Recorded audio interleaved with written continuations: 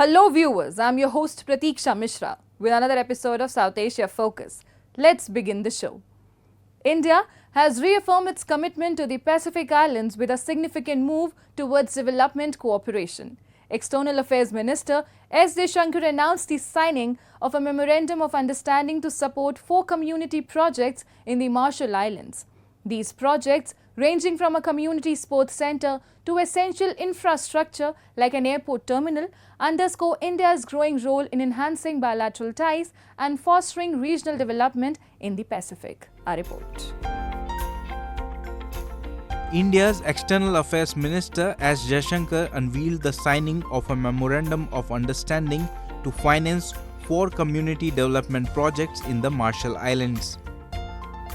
The Marshall Islands consist of an extensive group of volcanic islands and coral atolls situated in the Central Pacific Ocean, positioned between Hawaii and the Philippines. The Memorandum of Understanding was signed at the Indian Embassy in Tokyo by India's ambassador to Japan. Addressing the ceremony, Jaishankar emphasized the enduring partnership between India and the Marshall Islands, underscoring the deepening bilateral relations facilitated by the Forum for Indo-Pacific Islands Cooperation. The MOU signifies a significant milestone in strengthening bilateral relationship between India and the Marshall Islands within the FIPIC framework. India's pledge to advance critical infrastructure projects in the Marshall Islands represents a pivotal effort in bolstering bilateral ties and promoting regional development. This initiative underscores India's expanding influence in the Pacific region. We consider it our responsibility to support the Pacific Islands in the quest for sustainable development. Climate change, natural disasters, poverty alleviation and healthcare are common challenges that we need to address together. And India is privileged to be a partner of the Pacific Islands in that regard. We believe that today's MOU will enable the implementation of 4 community development projects. I am glad that these projects cover areas including a community sports center in Ailuk Atoll, airport terminal on Mejit Island, community centers at the Arno and Botier atolls. India's involvement in the Marshall Islands is integral to its wider strategy of enhancing relations with Pacific Island nations.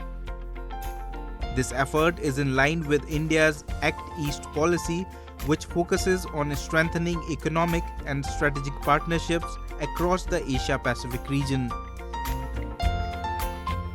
India recognizes the priorities and the needs of the Pacific Island nations: healthcare and related infrastructure, quality and affordable medicines, wellness and lifestyle, centers of excellence, education and capacity building, development of SME sector, renewable energy and clean water facilities. All these are some of the focus areas of our cooperation. India is always ready to do more with our Indo-Pacific partners. India was one of the first countries to establish diplomatic relations with the Republic of Marshall Islands in April 1995. India and the Republic of Marshall Islands share warm bilateral relations encompassing a wide range of areas including blue economy, climate change, disaster preparedness, health, education, and renewable energy. India's relations with the Marshall Islands are covered from Japan, with the Indian ambassador to Japan being concurrently accredited to Marshall Islands. Since 2005, India has provided more than $1.8 million as assistance to Republic of Marshall Islands for various projects relating to purchase of equipment, disaster relief, national export strategy, community and local government projects harnessing solar energy, water and sanitation, among others.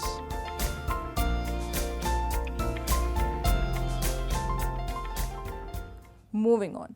Protesters in Muzaffarabad city of Pakistan-occupied Jammu and Kashmir are demanding urgent action from authorities. They are calling for the widening of a crucial road, citing severe traffic congestion and deteriorating conditions.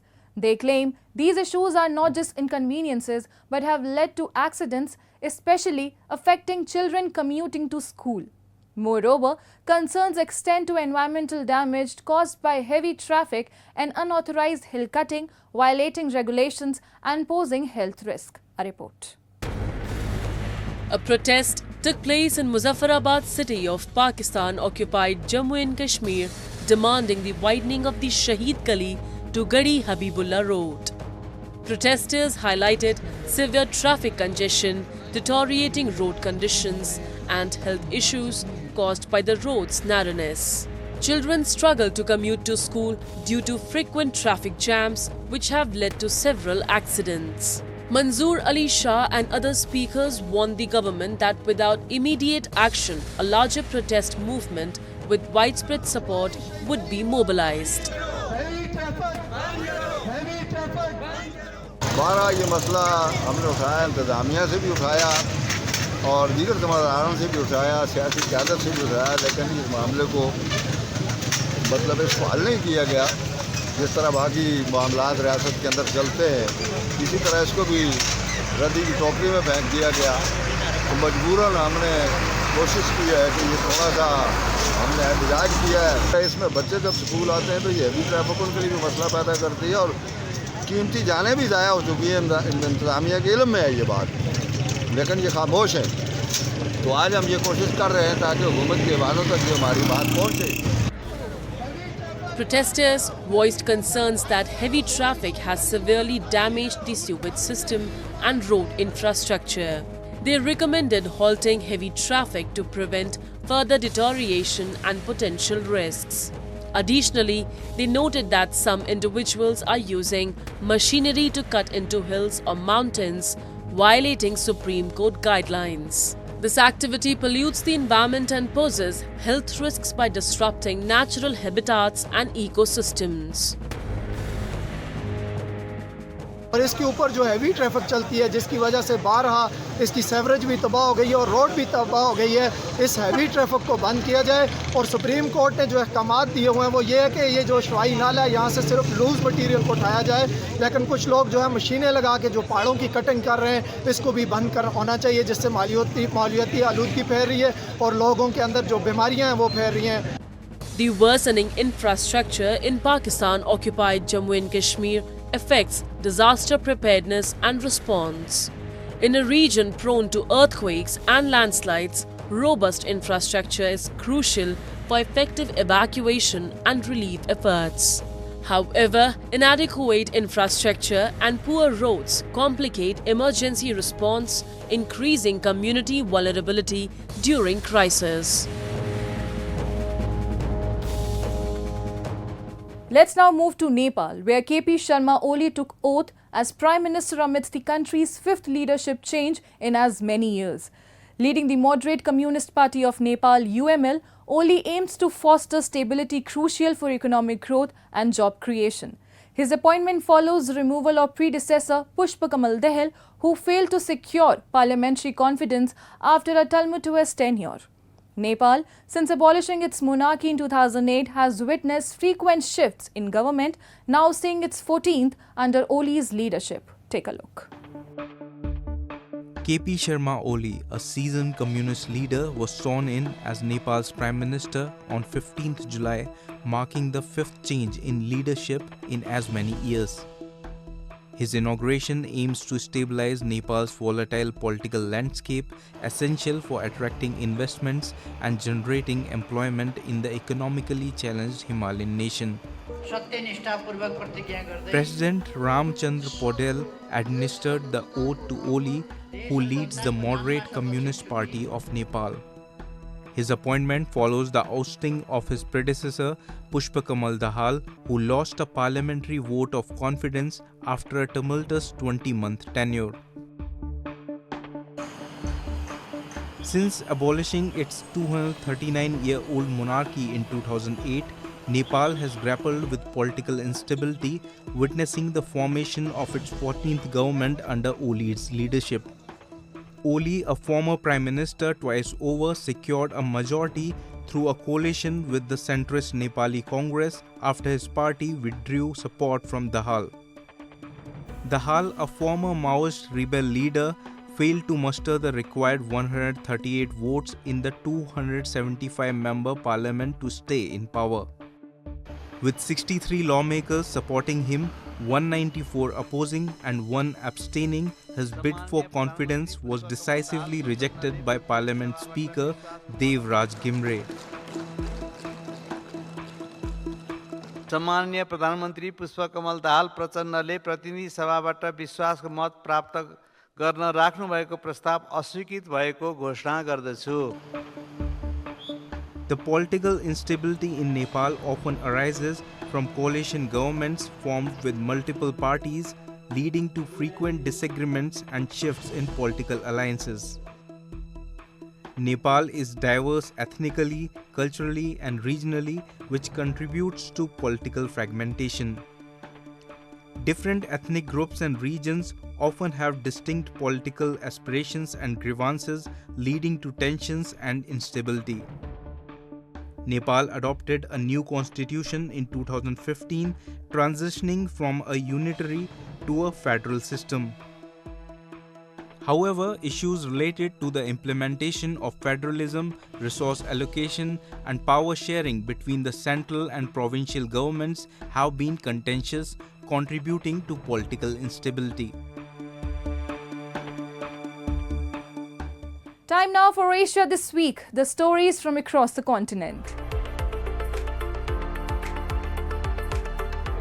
Heavy monsoon showers dumped more than 300 mm of rain in South Korea, while warnings went out across a large swath of the country, including the capital. Footage released by the Gyeonggi Fire Service showed rescue workers on an inflatable boat evacuating residents from flooded areas in Paju near inter-Korean border. Meanwhile, residents in Seoul expressed worry about climate change causing the recent unpredictable and extreme weather. 일상생활에서는 미리 준비하거나 일기예보조차도 아무 소용이 없고 내 예감도 아무 소용이 없는 그런 날씨와 그런 기후변화의 위협을 훨씬 더 이렇게 피부로 와닿게 느끼고 있는 것 같습니다. Although July brings annual monsoon rain, the summer months in recent years have seen weather extremes that President Yoon Suk-yeol has said should be anticipated as a result of climate change.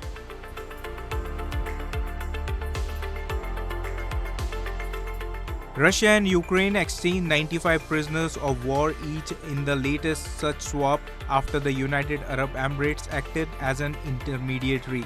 Russia's defense ministry, in a statement on the Telegram messaging app, said the returning Russian soldiers would be flown to Moscow for medical examinations and physical and psychological rehabilitation. It said the freed troops had faced mortal danger in Ukrainian captivity. Ukrainian President Zelensky said that the freed Ukrainian prisoners were members of the Ukrainian Armed Forces, the National Guard, and the Border Guard Service.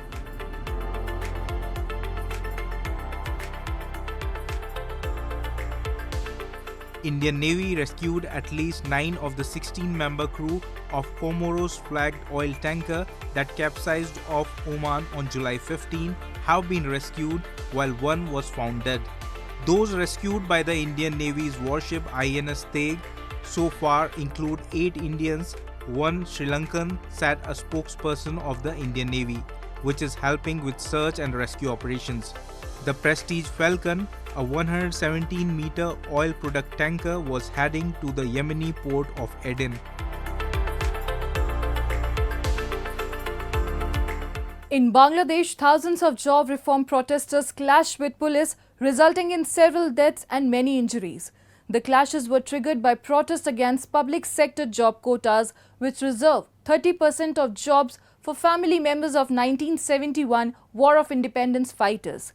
Police used tear gas and rubber bullets to disperse the students, causing dozens of injuries, including several journalists. A report. Thousands of job reform protesters in Bangladesh clashed with police following violent confrontations that left several people dead and many injured. Police fired tear gas and rubber bullets to disperse students protesting against public sector job quotas, which include a 30% reservation for family members of those who fought in the 1971 War of Independence from Pakistan. The clashes resulted in dozens of injuries, including at least 6 journalists. টিয়ার ছেলে এবং আমাদের উপরে grenade মারছে এটাই আমরা জানাজা শেষ হয়েছিল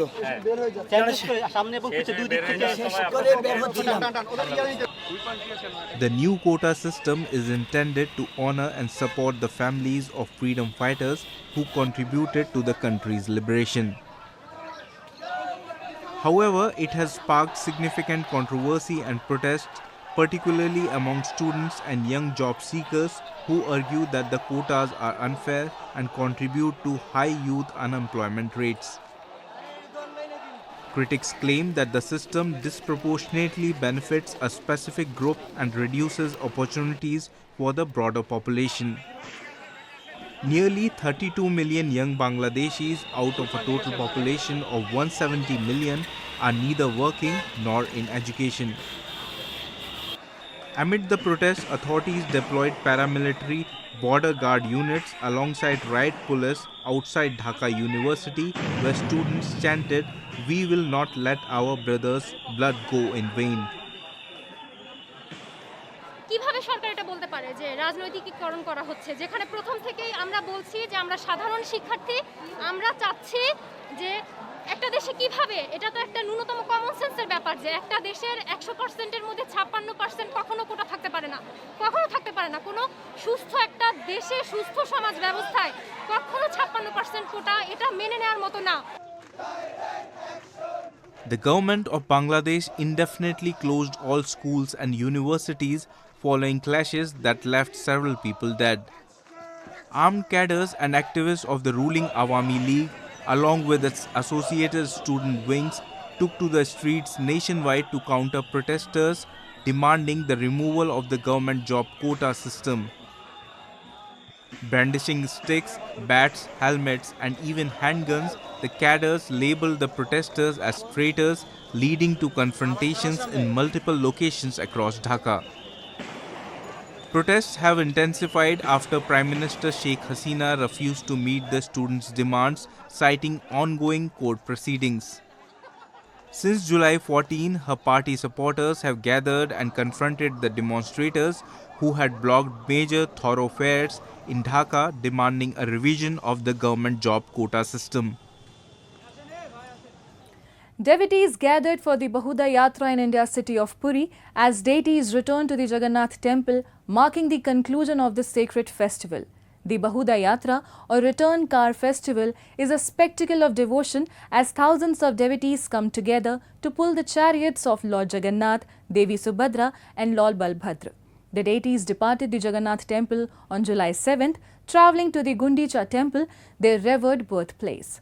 After spending a week there, they made their return journey, celebrated as the Bahuda Yatra. Take a look. Thousands of devotees gathered to pull the chariots of the sibling deities Lord Jagannath, Devi Subhadra and Lord Balbhadra during the Bahuda Yatra, or the Return Car Festival in Jagannath Puri. The deities had departed from the Jagannath temple on July 7th for the Rath Yatra, travelling to the Gundicha temple, which is revered as their birthplace. After spending a week at the Gundicha temple, the deities made their return journey to the Jagannath temple. This entire pilgrimage is celebrated as the Bahuda Yatra. The annual Rath Yatra, or the chariot festival, begins with the Snan Yatra, a bathing ceremony where the deities are bathed with 108 pots of water. Following this, the deities remain in seclusion for about 2 weeks. आज ज्येष्ठ पूर्णिमा में भगवान श्री जगन्नाथ महाप्रभु रत्न सिंहासन छोड़ करके महार में दरवाजे मंदिर के प्रांगण में जो स्नान मंडप है, इस स्नान मंडप में आकर बैठ गए। क्यों ना, जैसे जिस जाति धर्म निर्विशेष में जो भी आए, क्रिश्चियन हो, मुसलमान हो, बहाई हो, जो भी हो, कुछ हो, सब लोग भगवान को चर्म चक्षु में आज दर्शन कर पाएंगे मंदिर बाहर में खड़े होकर। During the Rath Yatra, Lord Jagannath, Lord Balbhadra and Devi Subhadra are taken out in a grand procession on chariots over 40 feet high, travelling to the Gundicha temple. They stay there for 9 days before making their return journey, known as the Bahuda Yatra, to their main temple in Puri. This tradition, which has been celebrated in India for over 600 years, is the origin of the word Jagannath. The festival attracts thousands of visitors and pilgrims from across the country. The Rath Yatra, or the car festival popularly known in English, is not merely a festival, it is a sentiment. It is not just a sentiment for 4.5 crore Odias, but for all Hindus worldwide. Lord of the universe, Lord Jagannath, he leaves his abode and he visits his devotees. He gives darshan to his devotees on the streets. Lakhs of people come and they all get together in Puri. Devotees believe that participating in the festival or even witnessing it can cleanse them of their sins and bring spiritual merit. The festival is a profound expression of equality as people from all walks of life, regardless of caste, creed or social status, come together to pull the chariots. This act of collective devotion signifies unity and communal harmony. The Rath Yatra is a vital part of India's cultural heritage. It showcases the rich traditions, rituals and craftsmanship of the region, particularly in the construction and decoration of the massive chariots. Beyond its religious significance, the Rath Yatra is also a time of great celebration featuring music, dance and various cultural performances. It is a vibrant and joyous occasion that brings communities together in celebration. The Rath Yatra holds deep religious and cultural significance in Hinduism. And with that, we come to the end of this week's episode. See you next week. Goodbye and take care.